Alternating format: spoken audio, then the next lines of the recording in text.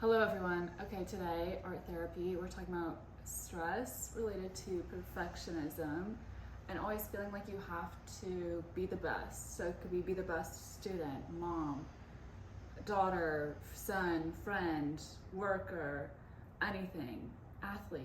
You know, like you put the pressure on yourself to be the best and you can never get to that level that you set yourself up for. So you're kind of setting yourself up for failure and disappointment and stress.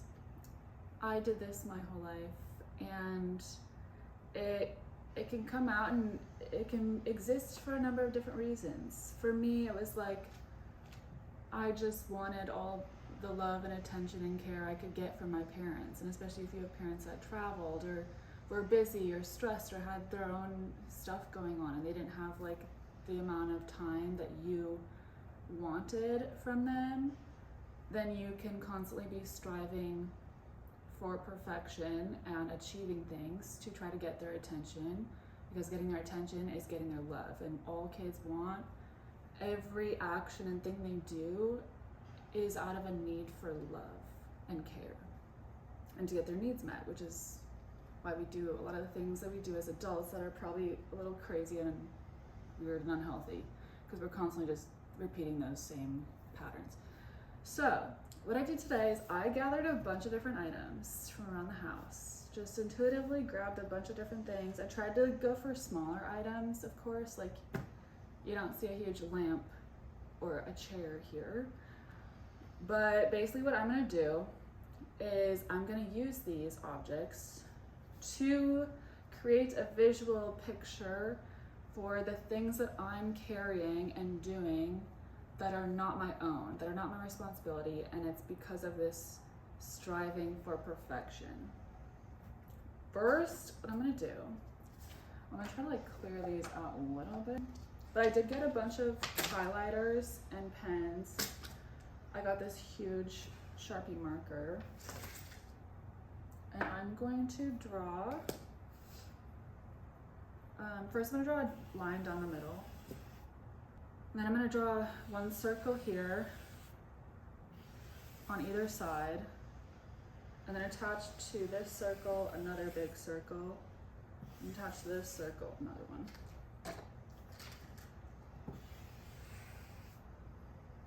They kind of look like bodies in a way, or at least from my perspective, it looks like a head here and the body here.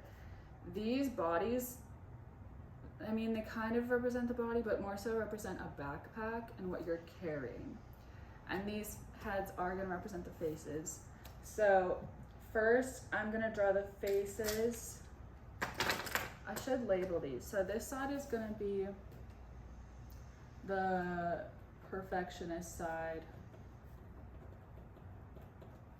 And this is going to be, I'm just going to call it the free side, because ultimately if you don't care about being perfect, you are free. You lift a huge burden and weight off of your shoulders. And that is what I have been trying to go for the past few years. Okay, first, let's see. I'm gonna draw the face of the perfectionist, so just take whatever color you want and draw the face. I've said this many times, that when you draw in art therapy, you draw and you don't stop. You don't think, you just go.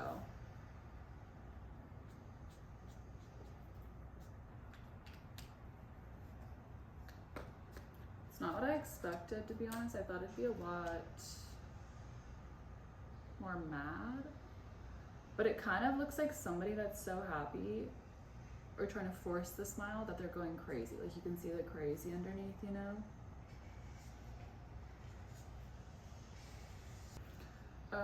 Yeah, okay, that makes sense. Because yeah, this one, it just looks like they're peaceful and chill. This one looks psychotic. Okay, I get it. I get it now. That was how it goes. So now we're gonna do the body. And of course, like if you don't have an object, but you're like seeing a visual of something, you could just draw it in a circle. But I feel like it helps to have these objects, and then you can place meaning on them, because you know what they mean, and I'll kind of explain as I go what they mean to me. So For some reason, I'm gonna put the spider in the free category. I'm gonna like put them in their bodies, and then I think I'm gonna come back and put meaning on them, because I feel like it's gonna confuse me at first why I'm putting things there, and I don't want to overthink it. I just want to like randomly place things and then come back to it.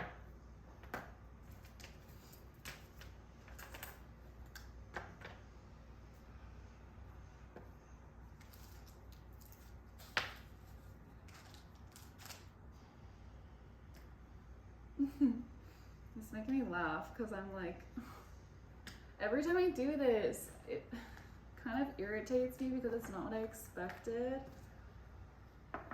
And it's just a little annoying because you want it to go in way. It's like predictability feels good. And at the same time, oh, there's something that wants to go in the middle. That's fascinating. That's fascinating. Okay, what was I saying?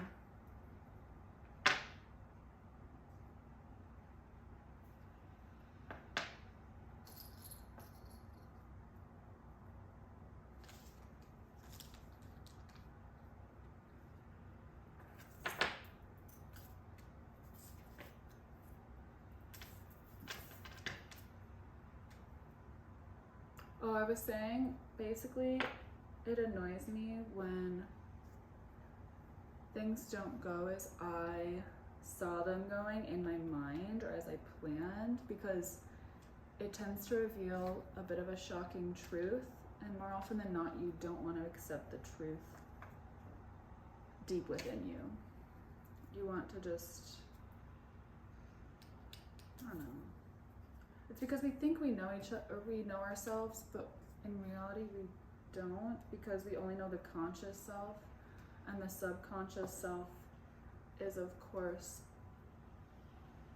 going to surprise us if we don't get to know it very well. If we don't talk to it very often, it's going to jump out and be like, whoa, I didn't realize that. Didn't realize.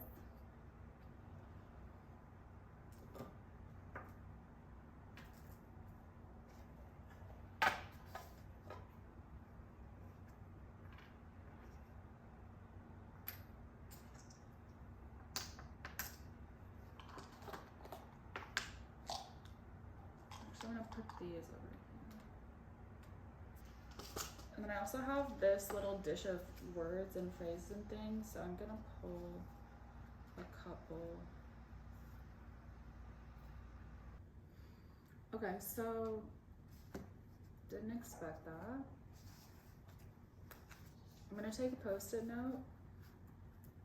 I was going to take different colors, but I think I'm going to start with white just to make it neutral. I'm going to put one on each side. And based on what I see here, I'm going to write some words that I associate with the left and then the right. I'm just going to let it come. So on this side, I wrote fake, loud, sane, cute, fun, normal, balanced, relatable, worker, healthy, pretty, cool, basic, but unique. That's on the perfectionist side, so now I'm gonna do the free side. So then on the free side, I wrote scary, dark, ominous, nature, animals, strange, puzzles, playful, beautiful, siren, mythical, fantasy, make-believe, powerful, and quiet.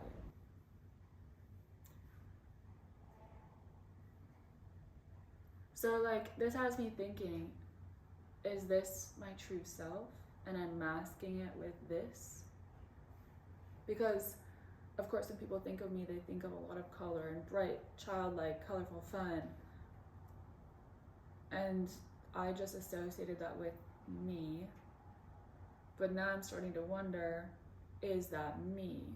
And of course, like, because even if it's a mask and it's me striving for something, it's been a part of me for so long that it's probably going to be a part of me for forever. Like, it's hard to just completely remove a mask forever. And I feel like I've grown up with this side of myself. Like, I really love it. So removing it completely also doesn't feel right, or at least in this moment for me. But seeing that this is the free side, it scares me a lot because, okay, I probably should explain more so the two sides so you guys aren't so confused. But yeah, this free side really feels kind of like my witchy, dark, ominous side that just wants to like be alone in nature with animals and love sunsets and nighttime and raves, music, Ibiza, loves games and puzzles, figuring things out, loves the mythical creatures like mermaids, fairies. There's a griffin animal. I always love this artist Griffin, and I think it's like some mythical creature as well.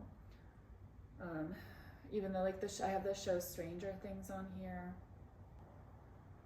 Fire, golf, which is interesting.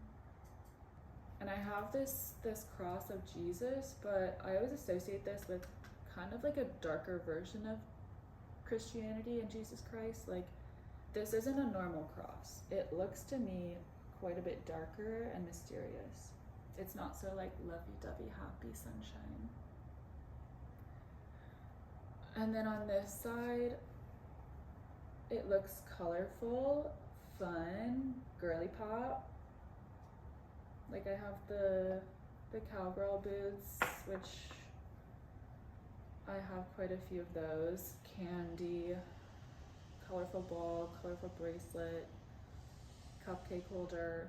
These sunglasses, which I hate. They're so basic and boring. But I have them because it's like, I just do. And then I have all these medications here.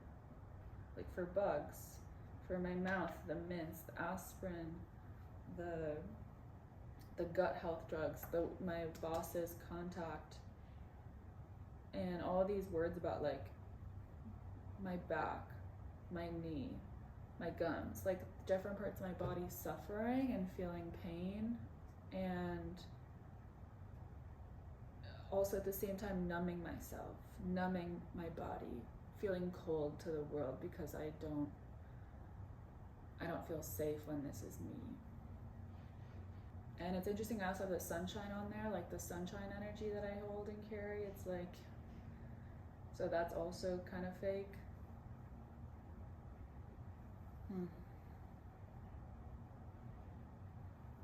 I need to pause for a second.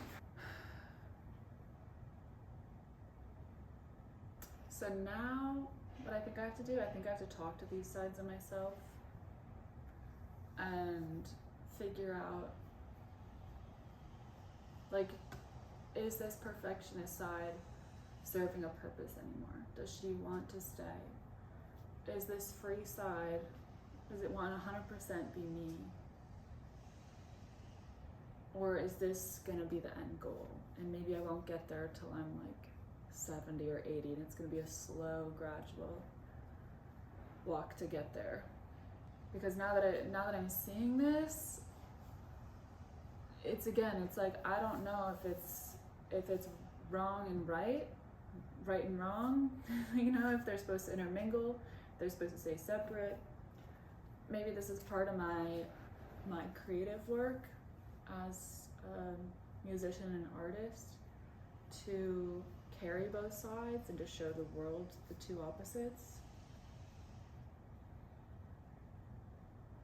Because there is this feeling, like when I'm constantly in this side, I do usually feel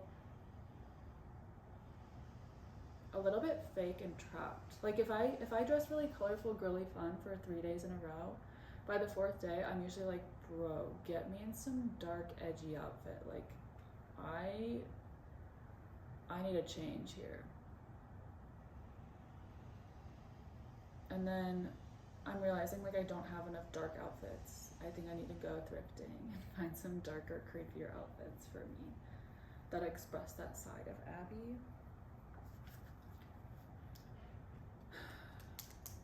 So I'm probably gonna write. I'm gonna like talk to this side, and then I'm gonna talk to this side, and then maybe I'll have them talk to each other. But I'm gonna do that on my own time, and you guys do that yourself if you feel called, if you do this exercise. But feel like that's going to be very personal to me. All right. I don't.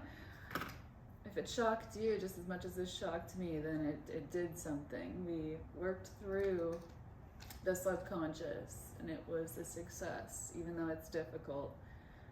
But I'm glad I did this. So, all right. Good luck out there.